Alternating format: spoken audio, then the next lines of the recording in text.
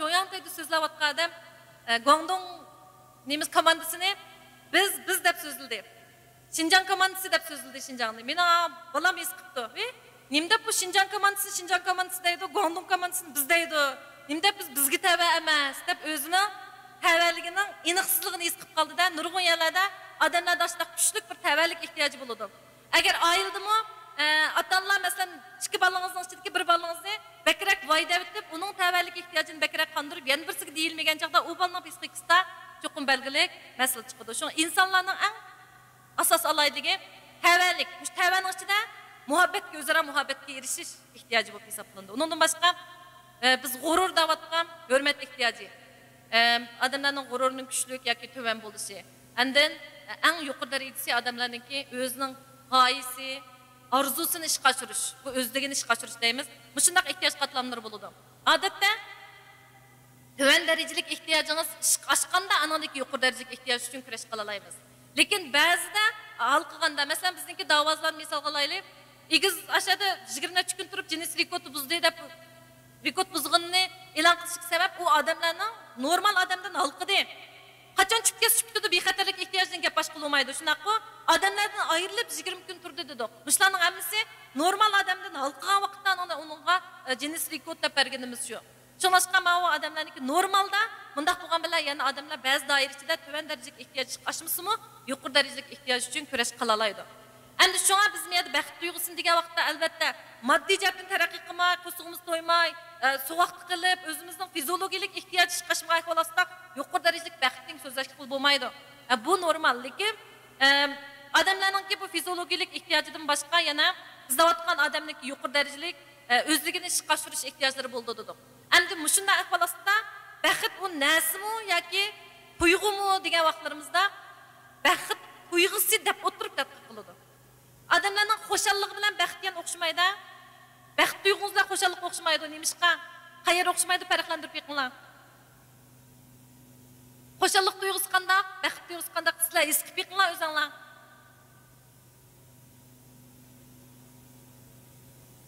Baxt tuyg'usi odamlardagi bir xil hissiyot shundaqku. Bir natijaga erishgan vaqtlaringiz bir xil hissiyot alayligi u. Xo'shallik degan odamdagi bir kayfiyat. Yumurdan bir desam, ha deysiz tugaydi shunaqmi? Demak bu adamlarning xo'shallik tuyg'usi. Adamlarning mengisidimi? Shu baxt tuyg'usi bilan xo'shallik tuyg'usining qo'zg'ildigan o'rnini tadqiq qilgan chaqda o'xshamaydi. Baxt tuyg'usi qo'zg'ildigan o'rin o'xshamaydi. Endi shu bir xil tuyg'u. Shunashqa endi odamlarda shu subyektiv jihatda boy yashash, biz o'zimizning tili bilan davatgan chaqda odamlarning subyektiv boyligi yoki ma'naviy boyligi deymiz. Bularning hammasi bizningki shu psixologik baxt tuyg'usi degan narsa. Endi bu baxt tuyg'usiga nisbatan ta'sir qiladigan omillar bek ko'p. Sizning irsiyat olayligingizni ta'sir ko'rsatadi. Odamlar butun ishni yomon tarafdan o'ylaydigan irsiyat olayligi odamlar bo'ldi. Buni sog'lomlik psixologiyasida chiqqan. Har qanday ishni yomon tarafdan o'ylaydigan. Endi irsiyatni shunday qilib o'zgartkili bo'lmamdi deb bo'ladi. Meni mashqni qabul qildi emas, hatto mijozni o'zgartkili bo'ladi. Shunga endi mushuni biz birdan, ikkidan o'zimizga bisharat berib o'zgartimiz. Andan keyin irsiyatdan boshqa keyin shakllangan odamlarning xarakter alayliklarimi? Mesela xarakter alayligingizda ko'p boshqalarga yaxshilik qiladigan, manfaat yetkazadigan alayligingiz bo'lsa, sizda baxt tuyg'usi qanday bo'ldi? Kuchlik bo'ladi. Haqiqiy yomonlik qilib, askilikni ko'p o'ylaydigan xarakter shakllanib qolsangiz, hech kim sizni ayblamasimi qanday qilsiz? O'zingizni ayblab, sizni qo'rqinish, tashvishingiz ko'p bo'ldi. Bularning hammasi odamlarning xarakter alayligining baxt tuyg'usiga ko'rsatgan ta'siri. Bundan boshqa o'zingizning individualligidagi muvaffaqiyat tuyg'ungiz, natija qozonish, turmush masaladagi nurg'un masalalarni hal qilish, anadaki psixik sapoyingiz degan narsalarning hammasi insonlarning baxt tuyg'usiga ta'sir ko'rsatadigan omillar. Endi bu yerda bek kengaytib so'zlashga vaqt munosabati bilan kengaytib nima qilsak boshqa kendiki mazmunlarga ta'sir etib qoldik-a. Askartib demoqchi bo'lgan bir nuqta nima bo'lsa, odamlarning baxtlik emasligi narsa emas, u bir tuyg'u. Siz agar abay biz dedik, odamlarning shu tuyg'usi, odamlarning bilishi, ko'z qarshining, o'zining har xil saponing, omillarining ta'sirida bo'lganligi uchun uni o'zgartkili bo'ladi.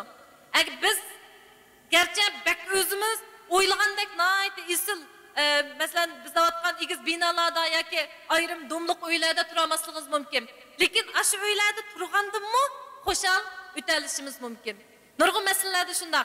Shunashqa endi shu xildagi odamlarning subyektiv tuyg'usiga erishkili bo'lganligiga ishonsak, odamlarda shunday bir baxtlik tuyg'usi shakllanadi. Uning sağlamlık bilan bo'lgan munosabat qanday qilsangiz, hozir davatımız bu rak kasallarning sababining biri odamlarning mush kayfiyat alayligi. Nemish qatsak, abay biz degan menginingki, mushu biz o'tirda nim qilgan o'tir qismidagi ishki bizningki suyuqlik ajratma sistemalarini kontrol qiladigan o'rin bilan kayfiyatni kontrol qiladigan o'rin bir yerda. Masalan, qayg'u hasratlanish qanday hadisa? Psixikalik hadisimi, fiziologik hadisimi? Psixikalik hadisa, qayg'u hasratlandik. Unda bo'lsa fiziologiyamizda o'zgarish bo'lamdi. Qanday o'zgarish bo'ldi? Yig'laymiz, yanchu gap qilamiz, g'am qilamiz, tomoq yegimiz kelmaydi degandek. Tashvishlanish shu. Psixik hadis shunaqo. Masalan, men jiddiylasam qanday bo'lma, ma'u og'zim qurib chaplashib qoldi. Nemishqa? Cho'lgay bizi rolni yo'qotib qo'ydi. Nemishqa qayg'u hasratlansangiz, ba'zi odamlar tomoq yemaydi, ba'zi odamlar jiq tomoq yeb tursangiz, oshqozon osti bizning roli qanday bo'lib qoldi? Qalayimqanlashdi. Demak, shunday har xil masalan sut bezi, jinsiyat bezlari, oshqozon osti bezi, qalqonsimon bez deganlar ishki suyuqlik ajratma bezlar deb ataldi shunaqo. Buning odamning kayfiyati bilan bevosita kayfiyatingiz o'zgarsa, masalan, jiddiylassangiz kichik taraf qistab ketadi, oddiy shuni o'ylab yiqing. Demak, mushuning o'zi, mushu kayfiyatning odamlarning ishki suyuqlik ajratma bezlari bilan munosabatli borligini isbotlab berdi. Agar kayfiyatingiz yaxshi aktiv holatni bizda o'tgan baxt tuyg'usi ustunlikni egallagan vaqtda sizda yaxshi suyuqlik ajratib chiqarib, badaningizni tangishib sizni sog'lom qiladi. Aksi bo'lgan chaqda zahar ajratib chiqardi desak bo'ladi. Shunga odamlarda har xil rak bu degan kasalliklarni shakllantirib qo'ydi. Masalan, diabet kasalliklari, tangniyobing degan kasallik. Biz cho'qim semiz odamlar bo'ldi deymiz, shundaqmi? O'rqadan ana chiqib chiqdi. Nemishqa? Har qitim sizda ashna qayg'u hasratlanish, tashvishlanish bo'lganda oshqozon osti bezining, yeshan degan bezning roli qalayimqanlashganligi uchun diabet kasali bo'ladi. Bularning hammani fanda, bizda o'tgan sog'lomlik psixologiyasi degan fanda meditsinada isbotlab chiqqan. Shunga hamma odam bexatarlik tuyg'usi bo'lganligi uchun cho'qim hamma odam sog'lom bo'lsam ekan deymiz, shundaqmi? Sog'lom bo'lish uchun teningizni quvvatlab, teningizga diqqat qilish bilan birga yana cho'qim psixikangizga sog'lomlikka alohida diqqat qilishingiz kerak demakchi. Endi psixikalik sog'lomlik ichida men abay sizlarga ozroq diagnoz qo'yishni o'rgatib qo'yman. Qalaymiqan uni buni men masalasi bor ekan demanglar dedim-ku. Unda bo'lsa, qanday diagnoz qo'ymiz? Mani ozroq o'rgatib qo'yay. Meni diqqat qilinglar. Qarang. Men odamlar to'pi avval ikkiga ayirib olamiz. Normal odamlar to'pi bilan benormal odamlar to'pi deb ayirib olamiz. Buni qanday ayiramiz desangiz, masalan bizda o'tgan ro'yi kasallar bor, eg'irroq, uni bilamiz, o'zini bilishni yo'qotadi ular. Siz bilan normal gap qilmaydi, turib tafakkur qalayim qilishib ketadi. Undan boshqa nervi kasal degan kasal bor. Bu kasallik odamlar qanday qilsangiz, hamma yer normal, siz bilan paranglashib, siz bilan obdan alaqal so'rashib qila oladi, lekin ma'lum bir jihat to'sqinligi bor. Masalan, to'xtamay qo'l juydigan alaylik bolalar bor. Masalan, qarsangiz shunday yaxshi ulib bo'pti deymiz. Bizning islom dinida ulib bo'lishni shunda ig'ir oldi, deb ulib olganda tova deb hayron qolamiz, bu xomushlik kasali. Ular kunda tutildab yaram bo'ladi. Shunlashqa ularni pastda bir chaqirib atadi degandek, sakra deb egiz binoda chiqsa pastda bir sakra deydi. Bir do'rni ko'z ichaman icha deydi. Ular ulib olsamlar, xo'shal bo'lman deb biz azroqmi qayg'u hasratlansak yaram bo'lmizgu. Ular kunda 24 soat yaram bo'lganligi uchun do'ri ichmasa. Shunga bu xomushlik kasali bo'lib, ularni ulib bo'lish bilan oxirlashadi. Shunga o'lik kasallik, hargizlik to'g'ri holatda ulib bo'lish emas. Undan boshqa tashvishlanish bor. Davomli qilib tashvishlanib, jiddiylashib turadigan bularni qolgan jihatda yaxshi, lekin ma'lum bir jihatda benormallik kuchli ifodalanadi. Bularni nervi kasal deymiz. Bularni ro'yi kasal yoki biz o'tgan sarang deganlar bilan o'xshamaydi. Endi bizdagi bir taraflama qarash nima bo'lsa, bizda ashundaq ma'lum bir nervi kasaldek alaylik ifodalangan chaqda qo'y haqida yaxshi salomlashyotdi, o'yin tepib kiryotdi, tomog'ini yeyotdi. Buni nima deb benormal deymiz? Deb buni sal qarab, ig'irlashtiradigan yoki turmushda azobli yashaydiganlar bor. Masalan, majburlik kasal degan bek azobli yashaydi, ularda baxt tuyg'usi shakllanishi tez. Va pokizlik kasalliklari bor. Bularning hammasi qarsangiz pokizlik degan yaxshi ish. Lekin bu haddidan ziyod chekitlangan benormallik alomatlari bo'lganligi uchun buni saqaytib o'tmasak, ularni bearam yashaydi. Psixikasida masala bor, muallimlik qilib, bolalarga ziyon zahmat qilib qo'yadigan ahvollar bo'ladi. Ularni nimishqi biz benormal deymiz deb ko'p odamlar bilamay qoldi. Chunki biz faqat burun sarangdayotgan ro'yi kasallarini tanıymiz. Mening orliqdagi nervi kasallarini tanımaymiz. Endi ba'zi individualligida benormallik alomatlari kuchli ko'riladigan odamlar bo'ladi. Shunga buni ham o'zimiz farq etmagan chaqda kasbiy o'rinlarga berib diagnoz qo'yib farq etishni tavsiya qilsak ham bo'ladi. Mushlarni qo'shib biz benormal odamlar to'pidaymiz. Endi normal adamlar topi. Ben şimdi ben tüvende oturganlarning çoxum 99% 99'larımız hem alaydı bir çıqqansa normal adam topu kirimiz. Lekin normal adam topuning hammalarning psixik sağlammı undaq emas. Mening mesela malum siz psixologiya malum ekansiz desam, mening hayotımda psixikamda binormal bo'lib qolgan taraflar bor. Ben ushtum tutapamda ayrilib qolgan chaqda o'ruqlab, uxlay olmay, o'zimni shunda ayıplab, bir yildan ortiq mening psixikamda tamponsizlik ko'rilgan vaqt bor. Endi mush psixologiya bilimlari orqali o'zimizni tanishaymiz, asli qaytarib olamiz. Endi unda bo'lg'achqa normal odam to'pi degan gap hammalarning psixik sog'lom degan gap emas. Masalan, ishlaringlar o'ngishliq, ehtiyojinglar chiqishib, turmushda yaxshi vaqtda cho'qib, psixikimiz normal. Tasodifan bir o'ngsizlik, qiyinchilik uchragan chaqda bizda odatdagi psixik masala yoki uzrab ketib qolsa, og'ir psixik masala ko'rilishi mumkin. Bu normal. Endi ko'rilgan chaqda ko'zimizni yumbilib bir gap bo'lsin deb tashlab etmaymiz. Cho'qib psixologiya bilimlari orqali qanday qilamiz? O'zimizni tanishib, o'ngshaymiz. Shunga o'zingizning psixik doktori bo'ling degan gap shuningdan chiqqan. Agar o'zingizning psixik doktori bo'lolmay qolsangiz qanday qilasiz? Cho'paylik qilmay, kasbiy psixik maslahat xodimlarning qishiga berib, sistemalik davolash ilib boramiz. Bularning hammasi xuddi ba'zi zukam bo'lsangiz doktorxonaga berib do'rag'anga o'xshash.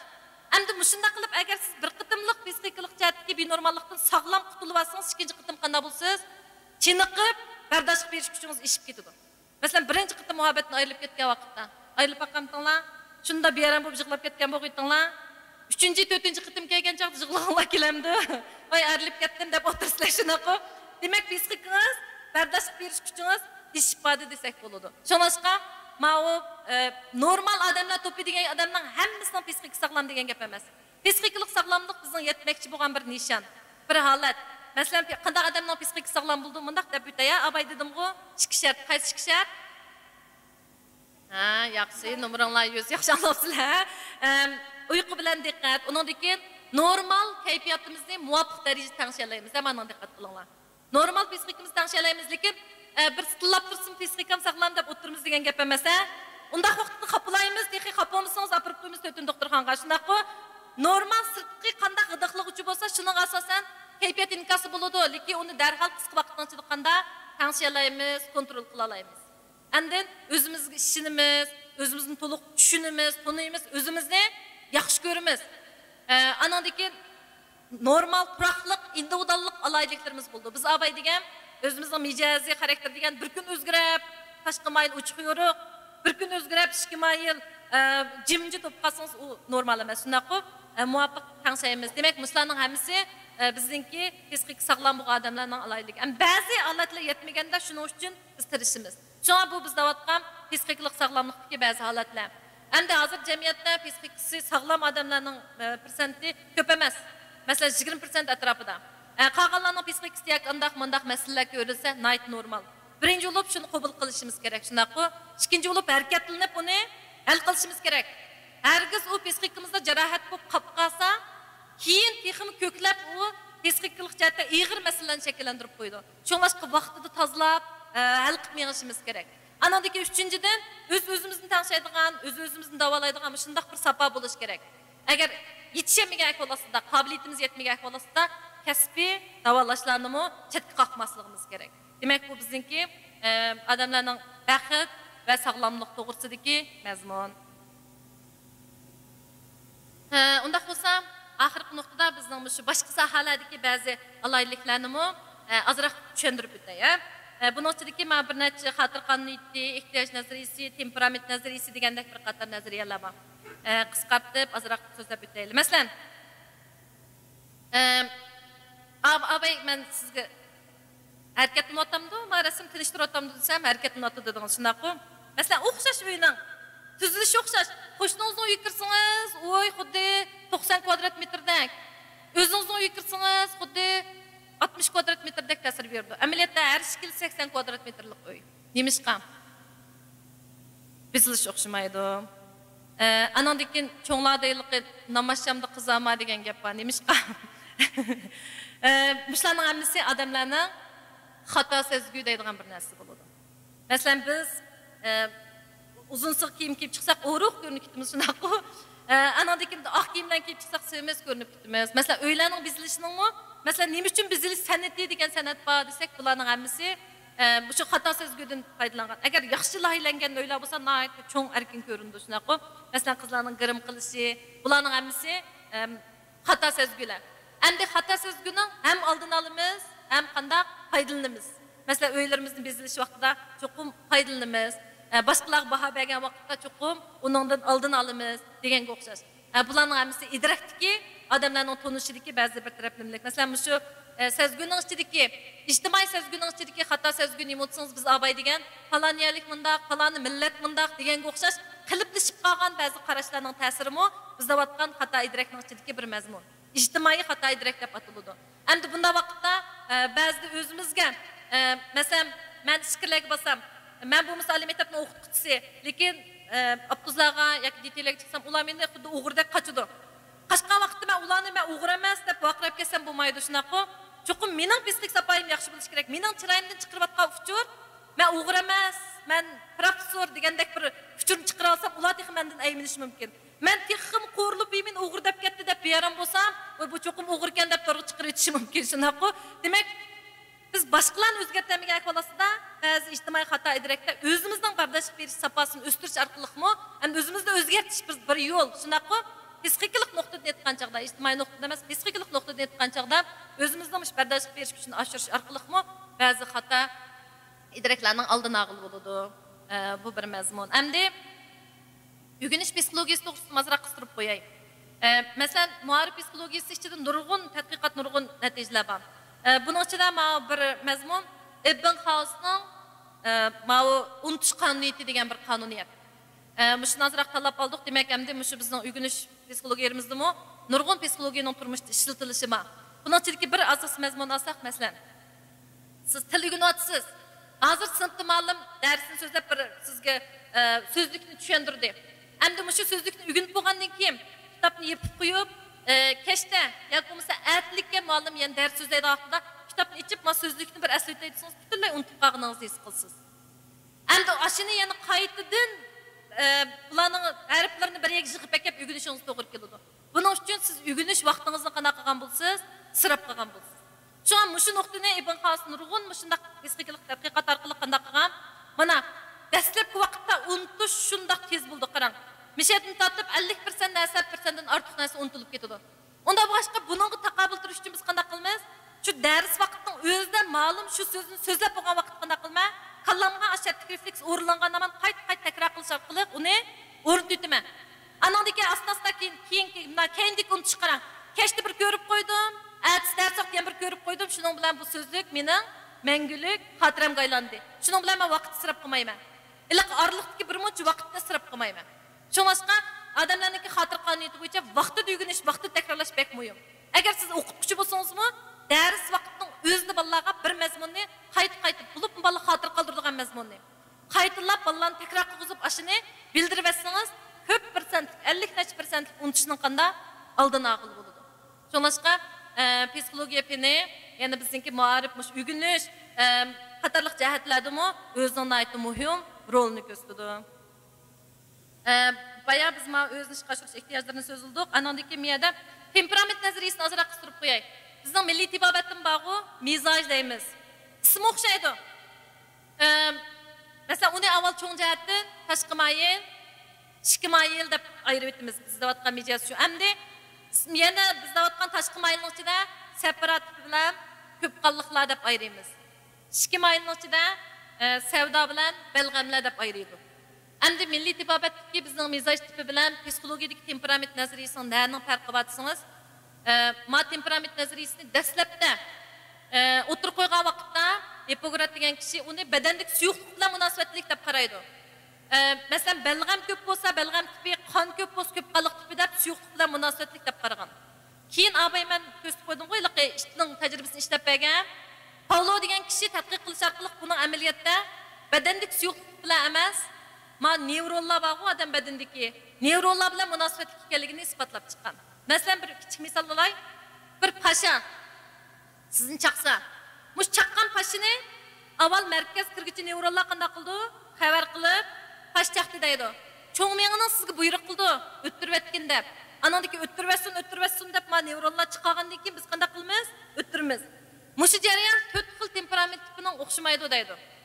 Masalan, ko'p qanliqlarning bo'lsa, tez xabar qildi, pashchaqdi deb. Cho'ngman o'tiraydi deydi, xapomaydi, tez lekin temponga xapomaydi, pas o'tiraydi. Sapralar qandaq qilsangiz, tez temponsiz.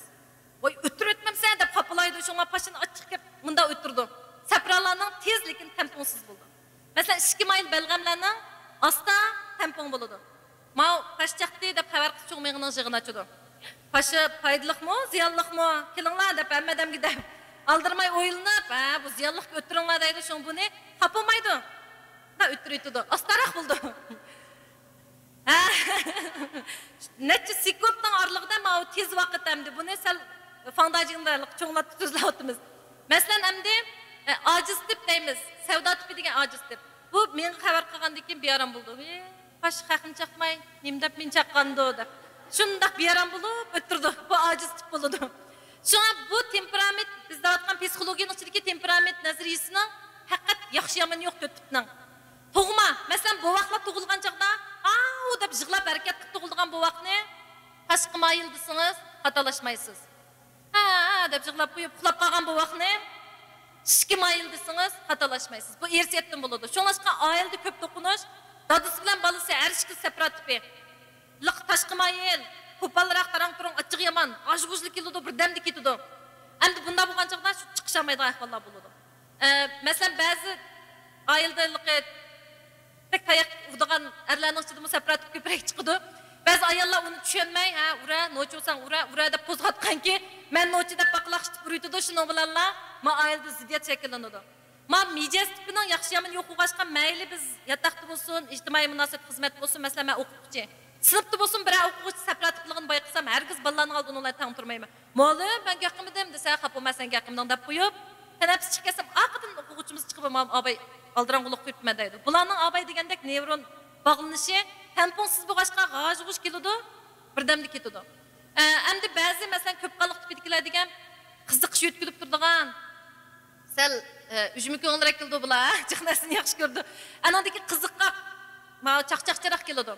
Endi bundaqlar masalan biz davatgan ojiz tip degan savdo tipiga chaqchaq qilsangiz, bizning yumor odamni xush qilishni maqsad qilgan-ku. Siz tanlab qilmay, agar mush savdo tipidagilarga yumoringizni ishlatib qolsangiz, ular jiq o'ylandi. Mening chechim yo'qdi-da. Chechim nimda bunda qolgandi? Bularni siz xo'shal qilmay, bearam qilib qo'ysiz. Shunlashqa bularning psixikasiga aks ta'sir berib qo'ydi. Endi bularning hammasi odamlarning mijoz tipida bir necha tipning aralashmasi bo'lib qolganlar ko'p. Nima ish qilsangiz, masalan, men aslida tashqi mayil bo'lsam, o'zim cho'ng bo'lganda meni mashqni qabul qildi dedim-ku. Ishki mayliroq astoydil bo'lganga tirishib, asta-asta o'zimni o'zgartiraman. Agar cho'ng bo'lgan chaqda meni mashqimni yaxshi qila olsam, mening mijozimda eng yaxshi alayliklar markazlashib qilishi mumkin. Shunda mijoz nazariyasiga nisbatan biz qanday muomala qilamiz desangiz, ijtimoiy munosabatda xarakterni bosh qo'ymasangiz bo'ldi. Masalan, sizga yog'anchilik qilib, saxtipazlik qilib, qor ko'ngillik qilib ziddiyat bo'lib qolsa, uni cho'qim biz vaqtida radiya berib o'tirib, ularning shu xarakterining o'zgarishiga ta'sir ko'rsatishimiz kerak. Lekin mijozdagi ba'zi alayliklar bo'lsa, uningga amal va o'zaro qanday qilishimiz kerak, moslashish kerak. Masalan, kasb tanlash, nikohdan avval yetakchilikning hammasida birinchi mijozni sinaydi. Dastlabki muhabbatlashayotgan vaqtlarda odamlarning hissiyot ustunlikni egallab, sizning asl alayligingiz qanday to'liq ifodalanmaydi. Keyin asta-asta muhabbat tashkillashgan vaqtda sizning asldagi alayligingiz ifodalangan vaqtda mijoz, dunyo qarash, qimmat qarash deganlardagi to'qinishlar nihoyat ko'p ifodalanishga boshlaydi. Shunday vaqtda odamlar o'zining mijozini to'liq tushunib o'tirib, moslashgan mijozlar bir yakasi eng muvofiq. Endi ikkinchisi agar unda bulanmagan chaqda o'tsa, asosda bisharat mashq orqali odamlar o'zining belgilik mijoz temperament alayligini o'zgarsa bo'ladi. Tez o'zgarmaydi, sabrchanlik bilan aldirmay. Masalan, balamiz 2. Bir balam tashqi mayil jallig'aroq, bir balam ishki mayil. Ishkisiga men o'xshash bo'lmagan tarbiya usulini qo'llanishim kerak. Tashqi mayilni bakrak boshqurib, noxulsini tatib turmasam, bularning yurak cho'ng, xatolik ko'proq sodir bo'ldi.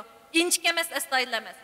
Ishki mayil balamni rag'batlantirib turmay, voy qalalaysa, qipaqama chiqqasan, dadil bo'ladi deb o'tirib, uning dadilligini shakllantirma. Musharqiliq men asosda mijoz xarakter qanday birlik keldi desangiz, bular shunday irsiyat alayligi bilan keyingi alaylik o'zaro giralishib, anadagi mukammal bir odam bo'lib shakllanadi. Demak, bu hamda psixologiyaning boshqa sohasidagi mazmunlar. Endi keyinidagi mazmunni sizlarga bersam, sizlar qanday narsa anglamoqchi bo'lsanglar, so'rasanglar, men shu yerdan javob beraligimcha javob beray. Men so'zlab olsam cho'qim ishtinlab tushib ketdi. Faoliyat qo'yandik. Unda olsa, hazır mening deganimni qilinglar. Baş barmog'inglarni chiqarib, iniginglarni tutinglar.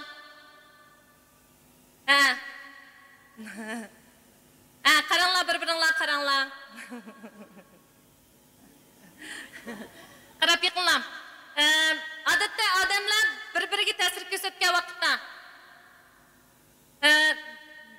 deganimizni ko'proq qabul qilamiz ekanmiz yoki qilganimiznimi? Qilganni his qildinglar? Unda bo'lsa, boshqalar ta'sir ko'rsatish, boshqalar tarbiya berishda ko'p damdi ekanmiz, ko'p qilamiz ekanmiz. Qildi ekanmiz, tushundinglar? Unda bo'lsa, yaxshi qildinglar, yaxshi narsalarni tushundinglar. Endi sizlarga savol so'rash fursati beray. Babay anlayamay qaptım bala terbiyesine. Kızım bir tal kızım var, bir bola. 15 yaş kirdi.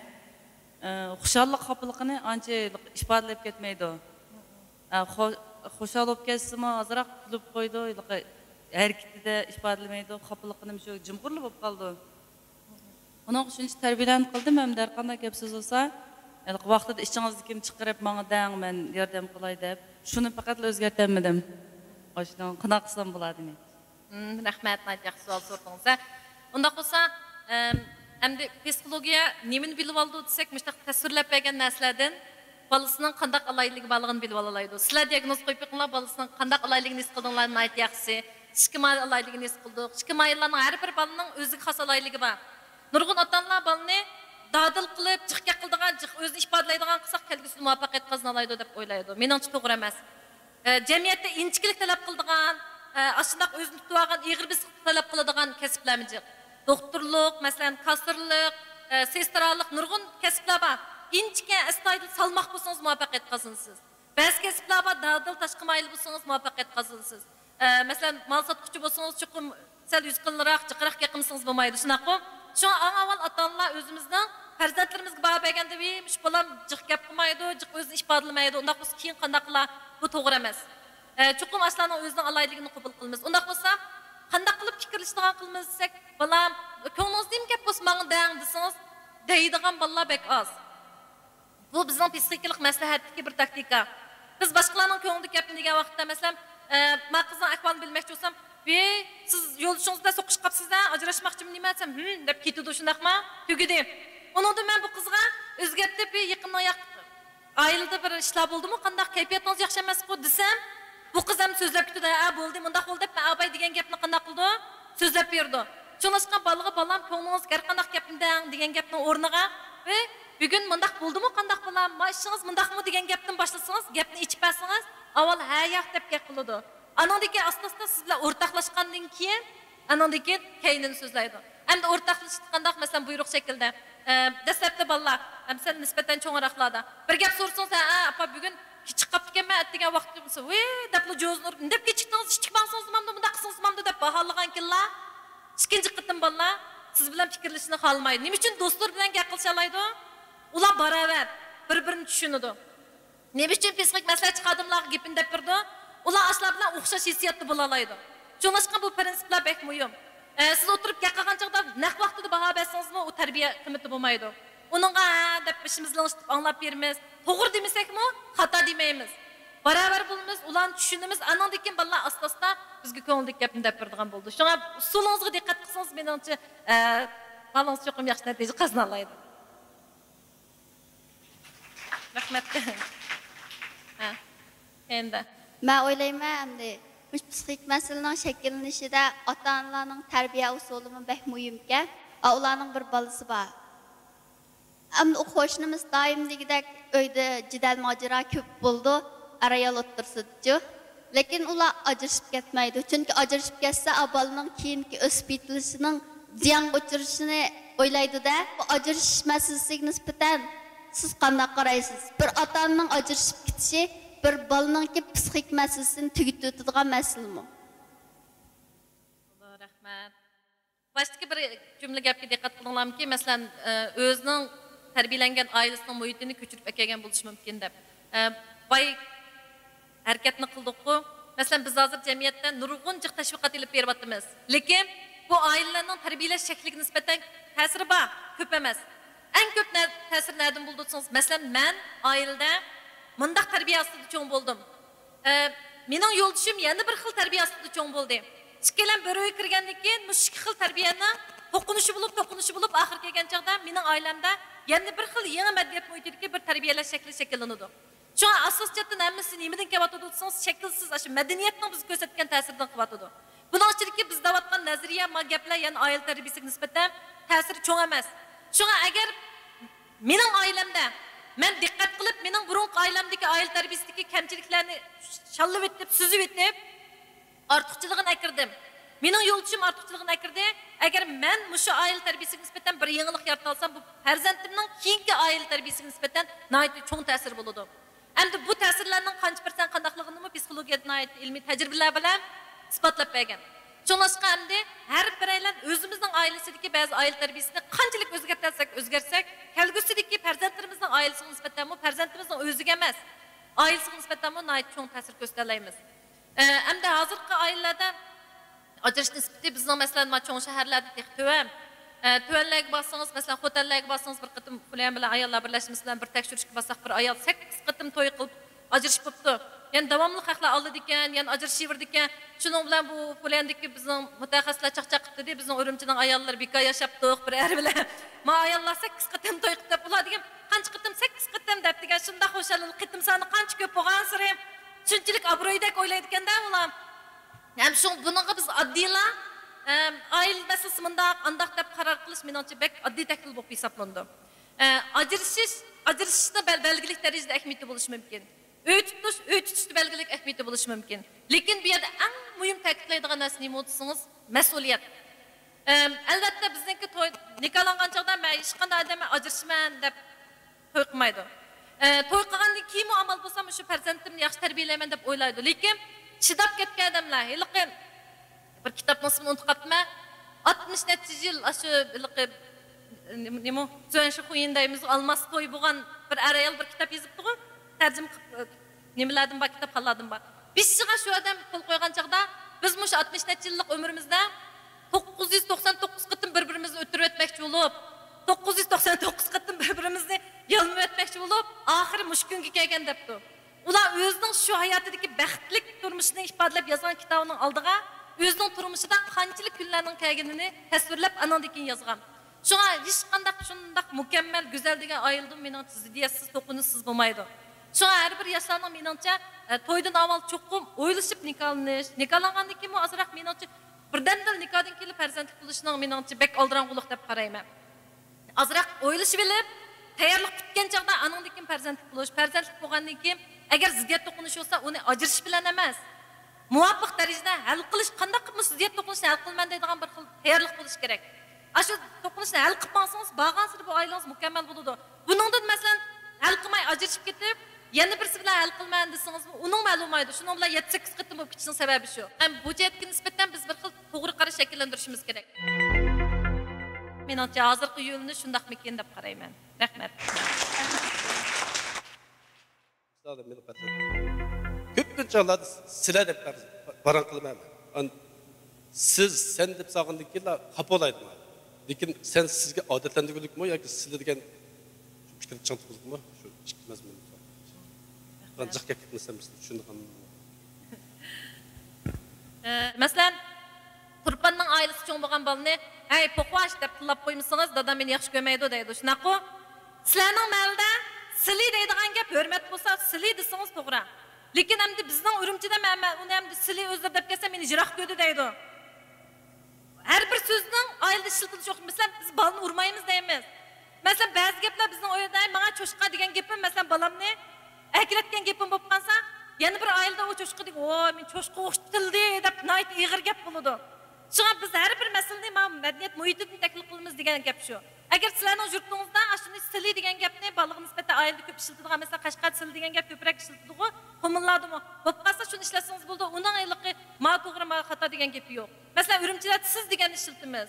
Endi turpanlarda nayt set gap bilan tillab turib olsin akiltidi. Shundaqku, bularning hammasi shularning madaniyat muhitida mos keladi. Uni ayliqi cho'ng doira qo'yilib, o'xshashlashtiramiz, qiliplashtiramiz desak to'g'ri emas. Shunga savolingiz nayt jiniba, mush ishni bilib olsak bo'ldi. Turmushdagi har qanday bir kichik ishni mundaq qilmay, andaq qilmay qilman demaymiz. Agar shu isbotlashga mos bo'lgan ba'zi ishlar bo'lsa, uni shallab etmaymiz. Mos bo'lmagan ishlar bo'lib qolsa, uni qanday qilmaymiz? Shallab etib, o'zgartib topmaymiz. Rahmat. Ya'ni-chi Oila qurish oldida turayotganlar, qarish tarafni o'ylashganda, obyektlarni tanlaganda qaysi taraflarga ko'proq diqqat qilsa, yaxshi bo'ladi. Mushaqda bir so'zlab bersangiz. Ikkinchi so'ramoqchi bo'lganim, mijoz xarakteriga nisbatan hamda qandoq mijozliklar, qandoq kasblarga bakrak mos keldi, azroq bilim berib o'tgan bo'lsangiz. Rahmat. Shuningga bu nikohdan avval yetaklashning ahamiyati bo'lganligi uchun maxsus hozir psixik maslahatchi xodim bo'lishdan sirt yana bir yangi kasb chiqdi hozir shunga o'xshashchi hamda shu oila nikohiga yetakchilik qilish deb.